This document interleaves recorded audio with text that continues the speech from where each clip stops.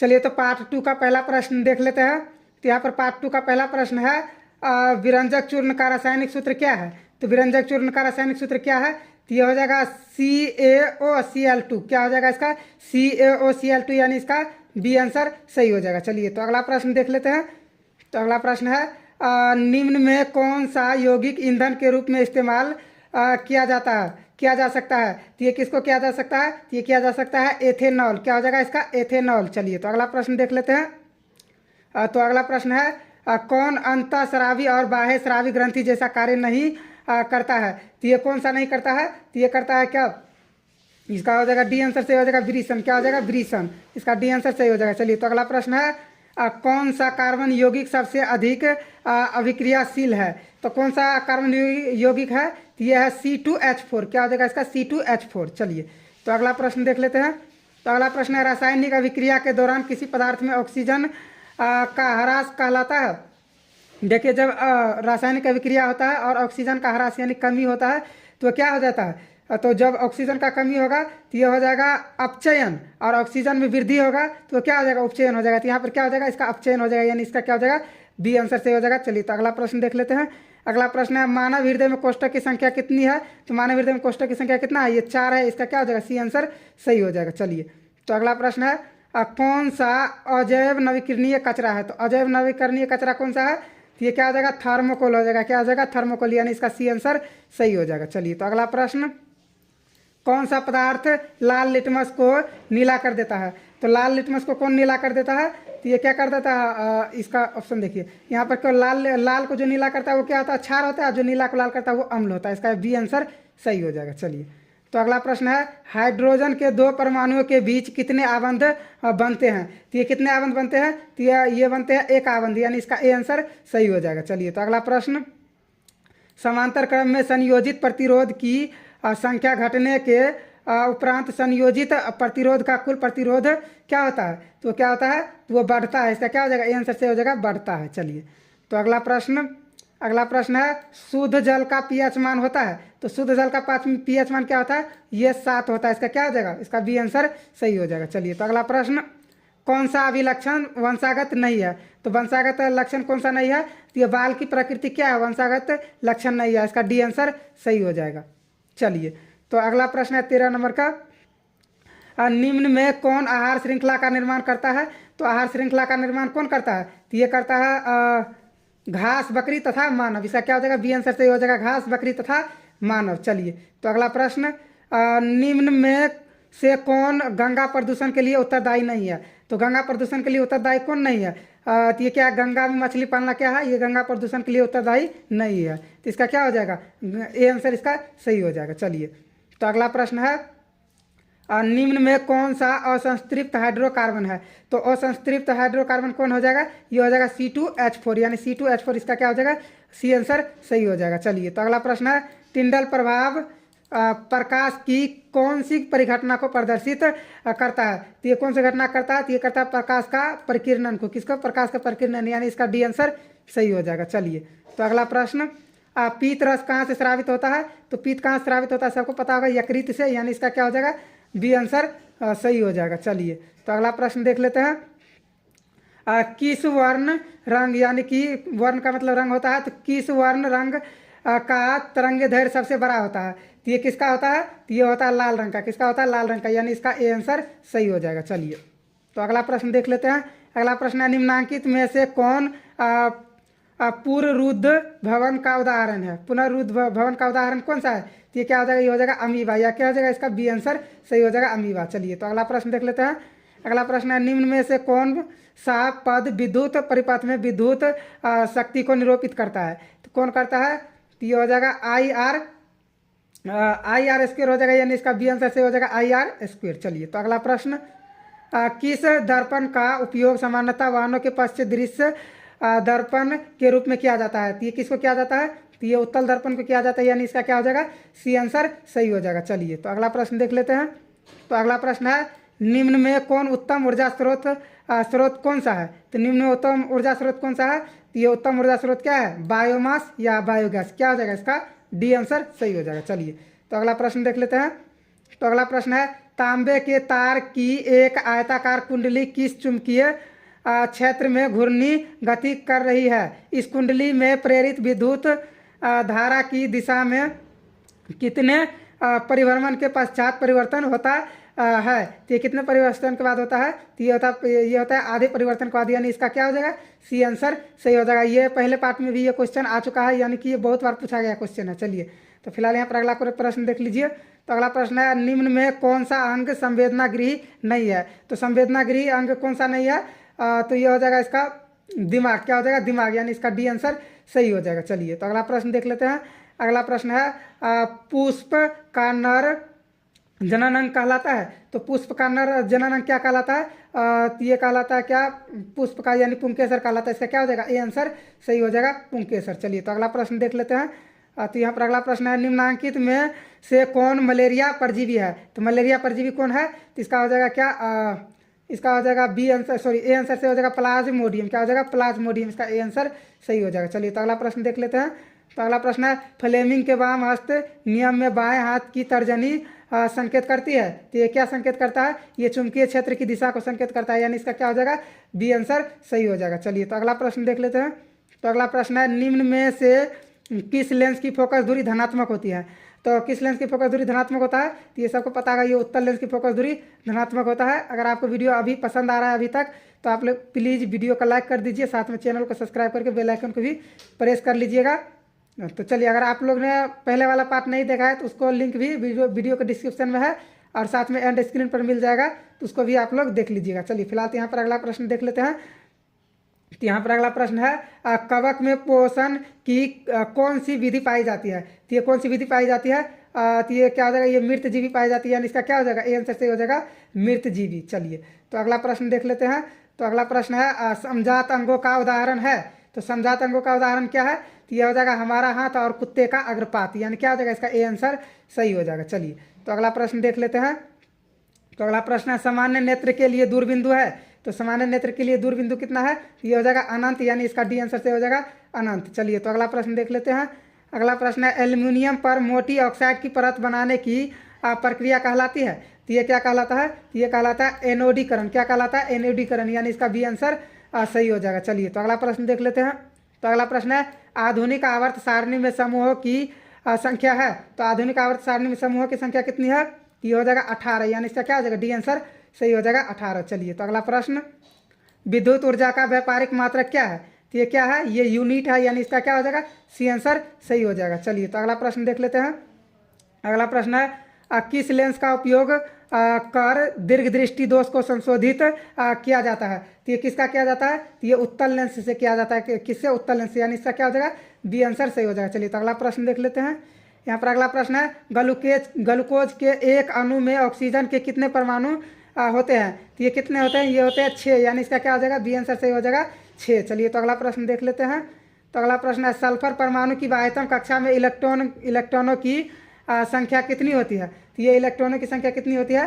तो ये होता है इसका हो जाएगा 6। क्या हो जाएगा? इसका 6 हो जाएगा, यानी सी आंसर इसका सही हो जाएगा। चलिए तो अगला प्रश्न, कौन सी गैस वैश्विक उष्मा के लिए उत्तरदायी है? तो ये कौन सा गैस है? ये हो जाएगा कार्बन डाइऑक्साइड, यानी इसका हो जाएगा ए आंसर से हो जाएगा कार्बन डाइऑक्साइड। चलिए तो अगला प्रश्न देख लेते हैं। नई कार्तीय चिन्ह परिपाटी के अनुसार दर्पण के सामने रखे गए बिंब की बिंब दूरी ली जाती है? तो ये क्या ले जाता है? ये लिया जाता है ऋणात्मक, यानी इसका बी आंसर सही हो जाएगा। चलिए तो अगला प्रश्न है, खाद्य पदार्थ के डिब्बे पर जिंक के बजाय टीन का लेपन क्यों होता है? तो ये क्यों होता है? तो ये होता है टीन की अपेक्षा जिंक क्या है? अधिक अभिक्रियाशील धातु है, यानी इसका क्या हो जाएगा? सी आंसर सही हो जाएगा। चलिए तो अगला प्रश्न देख लेते हैं। अगला प्रश्न है, किसी कोष में इलेक्ट्रॉनों की अधिकतम संख्या होती है? तो ये अधिकतम संख्या होती है, क्या होता है? 2n²। क्या होता है? 2n², यानी इसका बी आंसर सही हो जाएगा। चलिए तो अगला प्रश्न, यहाँ निम्न में किस माध्यम में प्रकाश की चाल अधिकतम होती है? तो ये किस माध्यम में होता है? तो ये देखिए, ये होगा हवा में। क्या होगा? हवा में होगा, इसका ए आंसर सही हो जाएगा। चलिए तो अगला प्रश्न, रुधिर का कौन सा अवयव रक्तस्राव को रोकने में मदद करता है? तो ये कौन करता है? तो ये करता है प्लेटलेट। ये पहले पार्ट में भी आ चुका है ये क्वेश्चन, जो ज़्यादा बार आता है वो ज़्यादा बार पूछा गया है। चलिए तो फिलहाल अगला प्रश्न देख लेते हैं। तो अगला प्रश्न है, सुरंगमन क्या है? सुरगम। सुरगम की राज्य की जल संग्रहण व्यवस्था है। सुरगम की राज्य की जल संग्रहण व्यवस्था है। तो ये क्या हो जाएगा इसका? तो इसका हो जाएगा कर्नाटक। क्या हो जाएगा? कर्नाटक। इसका डी आंसर से हो जाएगा। आप लोग क्वेश्चन इसको सही से पढ़ लीजिएगा। चलिए, तो अगला प्रश्न है पादप में पाए जाने वाला वृद्धि हार्मोन निम्न में से कौन है? तो पादप में पाया जाने वाला क्या हो जाएगा? ये हो जाएगा जिब्रेलिन। क्या हो जाएगा? जिब्रेलिन, यानी इसका आंसर सही हो जाएगा। चलिए, तो अगला प्रश्न देख लेते हैं। तो अगला प्रश्न है अतिभारण के समय विद्युत परिपथ में विद्युत धारा का मान क्या होता है? तो ये विद्युत धारा का मान क्या होता है? बहुत अधिक बढ़ जाता है। इसका क्या हो जाएगा? सी आंसर से हो जाएगा बहुत अधिक बढ़ जाता है। चलिए, तो अगला प्रश्न देख लेते हैं। अगला प्रश्न है रासायनिक अभिक्रिया के दौरान किसी पदार्थ में ऑक्सीजन का योग कहलाता है। तो जब आप लोग को पता होगा, जब ऑक्सीजन का योग होता है तो क्या होता है? ये उपचयन होता है, और जब ऑक्सीजन का ह्रास होता है तो क्या होता है? अपचयन होता है। यानी इसका क्या हो जाएगा? बी आंसर सही हो जाएगा। चलिए, तो अगला प्रश्न देख लेते हैं। तो अगला प्रश्न है कौन सा धातु अधातु, क्या सॉरी यहाँ पर देख लीजिए अधातु है, कौन सा अधातु कमरे के तापमान पर तरल अवस्था में पाया जाता है? तो ये कौन सा हो जाएगा? देखिए, ये मरकरी यानी कि पारा हो जाता है, ये धातु हो जाता है जो कमरे के ताप पर द्रव्य अवस्था यानी तरल अवस्था में पाया जाता है। अब ब्रोमीन क्या है? ये अधातु है, तो कमरे के ताप पर ये क्या होता है? तरल अवस्था में पाया जाता है, यानी इसका बी आंसर सही हो जाएगा। चलिए, तो अगला प्रश्न विद्युत आवेश का असाय मात्रक क्या है? तो विद्युत आवेश का असाय मात्रक क्या होता है? सबको पता होगा, कूलाम्ब होता है। चलिए, तो अगला प्रश्न जैव विविधता का विशिष्ट स्थल है। तो जैव विविधता का विशिष्ट स्थल क्या है? ये हो जाएगा वन हो जाएगा। क्या हो जाएगा? वन, यानी इसका डी आंसर सही हो जाएगा। चलिए, तो अगला प्रश्न है क्लोरीन के परमाणु की बाह्यतम कक्षा में इलेक्ट्रॉन की संख्या कितनी होती है? तो क्लोरीन के बाह्यतम कक्षा में कितना होता है? तो ये होता है 7 रहता है। इसका क्या हो जाएगा? D answer sorry C answer से हो जाएगा 7। चलिए, तो अगला प्रश्न देख लेते हैं। अगला प्रश्न है इनमें से कौन पादप हार्मोन है? तो पादप हार्मोन कौन है? यहाँ देखिए, पादप हार्मोन क्या है? साइटोकाइनिन क्या है? ये पादप हार्मोन है। इसका क्या हो जाएगा? डी आंसर सही हो जाएगा। चलिए, तो अगला प्रश्न आ चुका है। अगला प्रश्न है संगमरमर का रासायनिक सूत्र क्या है? तो संगमरमर का रासायनिक सूत्र सबको पता होगा, CaCO3 होता है, यानी इसका सी आंसर सही हो जाएगा। चलिए, तो अगला प्रश्न धोबिया सोडा का रासायनिक सूत्र है। तो धोबिया सोडा का रासायनिक सूत्र क्या हो जाएगा? ये हो जाएगा Na2CO3 × 10H2O। तो इसका क्या हो जाएगा? बी आंसर से हो जाएगा। चलिए, तो अगला प्रश्न है कौन सा हाइड्रोकार्बन सबसे सरल यौगिक है? तो कौन सा कार्बन यौगिक है? यह है मीथेन। क्या हो जाएगा? मीथेन, यानी इसका ए आंसर सही हो जाएगा। चलिए, तो अगला प्रश्न देख लेते हैं। अगला प्रश्न है निम्न में से किस धातु का गलनांक सबसे कम होता है? तो किसका होता है? ये होता है सोडियम का। किसका होता है? सोडियम का, यानी इसका बी आंसर सही हो जाएगा। चलिए, तो अगला प्रश्न है निम्न में कौन सा पर्यावरण अनुकूल नहीं है? तो पर्यावरण अनुकूल कौन सा नहीं है? ये मोटरसाइकिल चलाना, क्योंकि इससे धुआं निकलता है, ये पर्यावरण को दूषित करता है। इसका सी आंसर सही हो जाएगा। चलिए, तो अगला प्रश्न है निम्न में से किस दर्पण की फोकस दूरी धनात्मक होती है? तो किस दर्पण का फोकस दूरी धनात्मक होता है? तो ये उत्तल का होता है। इसका क्या हो जाएगा? बी आंसर सही हो जाएगा। चलिए, तो अगला प्रश्न ओजोन परत किस हानिकारक विकिरण से पृथ्वी को सुरक्षा प्रदान करती है? तो ये किससे करता है? तो ये करता है परावैंगनिक किरण। क्या हो जाएगा? परावैंगनिक किरण, यानी इसका सी आंसर सही हो जाएगा। प्लीज़ आप लोग वीडियो को लाइक कर लीजिए। चलिए, फिलहाल तो अगला क्वेश्चन को देख लेते हैं। यहाँ पर है मेरु रज्जु निकलता है। तो मेरु रज्जु कहाँ से निकलता है? तो ये मेंडुला से निकलता है। कहाँ से? मेंडुला से, यानी इसका डी आंसर सही हो जाएगा। चलिए, तो अगला प्रश्न है विभक्त विलय का उपयोग किस उपकरण में किया जाता है? तो ये किस उपकरण में किया जाता है?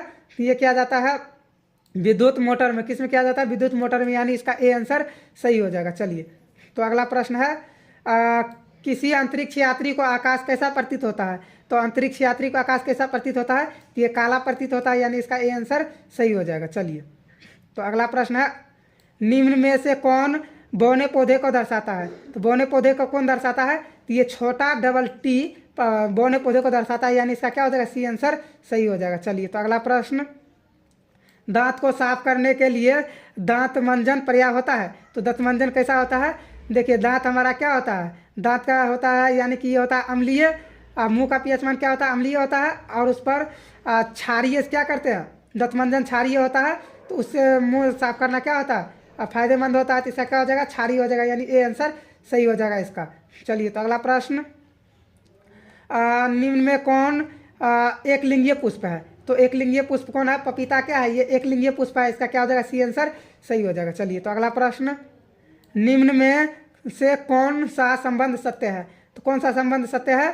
तो V बराबर क्या हो जाएगा? V बराबर आई आर, यानी इसका क्या हो जाएगा? सी आंसर सही हो जाएगा। V बराबर आई आर, या तो R बराबर क्या होगा? आई बट्टा V क्या होगा इसका? V बराबर आई आर। इसको आप क्या कर सकते हैं, मान लीजिए R का मान निकाला तो क्या हो जाएगा? V बट्टा आई। इसका इस तरीके से भी पूछ सकता है, तो आप लोग उस तरीके से कर लीजिएगा। फिलहाल इसका सी आंसर सही हो जाएगा। चलिए, तो अगला प्रश्न, वायुमंडल में प्रकाश का कौन सा रंग को क्या कहते हैं? वर्ण कहते हैं। यहीं पर वर्ण रहेगा तो उसका मतलब रंग होगा। तो यहाँ देखिए, अधिक प्रकीर्णन करता है, तो ये किसको करता है? तो ये करता है नीले रंग को। किसको करता है? नीले रंग को। इसका क्या हो जाएगा? बी आंसर सही हो जाएगा। चलिए, तो अगला प्रश्न है, निम्न में से कौन सा उपधातु है? तो उपधातु क्या है? Ge क्या है? ये उपधातु है। इसका क्या हो जाएगा? सी आंसर सही हो जाएगा। चलिए, तो अगला प्रश्न देख लेते हैं। तो अगला प्रश्न है, किसी लेंस द्वारा उत्पन्न आवर्धन का SI मात्रक क्या है? तो इसका क्या हो जाएगा? इसका हो जाएगा मात्रक विहीन। क्या हो जाएगा? मात्रक विहीन, यानी इसका डी आंसर सही हो जाएगा। चलिए, तो अगला प्रश्न है, हमारा शरीर किस pH परास के बीच कार्य करता है? तो ये किस करता है? तो ये करता है 7.0 से 7.8, यानी इसका डी आंसर सही हो जाएगा। चलिए, तो अगला प्रश्न देख लेते हैं। तो अगला प्रश्न है, नेत्र में प्रवेश करने वाली प्रकाश की किरणें का अधिकांश अपवर्तन कहाँ होता है? तो ये कहाँ पर होता है? तो ये होता है कॉर्निया के बाहरी पृष्ठ पर, यानी इसका क्या हो जाएगा? ए आंसर सही हो जाएगा। चलिए, तो अगला प्रश्न देख लेते हैं। अगला प्रश्न है, निम्न में से कौन सा स्वच्छ ऊर्जा स्रोत है? तो स्वच्छ ऊर्जा स्रोत कौन सा है? तो ये क्या हो जाएगा? ये हो जाएगा प्राकृतिक गैस, यानी इसका क्या हो जाएगा? सी आंसर सही हो जाएगा। चलिए, तो अगला प्रश्न है, एल्केन का सामान्य सूत्र है? तो एल्केन का सामान्य सूत्र क्या है? ये है CnH2n+2। CnH2n+2, यानी इसका ए आंसर सही हो जाएगा। चलिए, तो अगला प्रश्न, स्वपोषी पोषण के लिए आवश्यक है? तो स्वपोषी पोषण के लिए आवश्यक क्या है?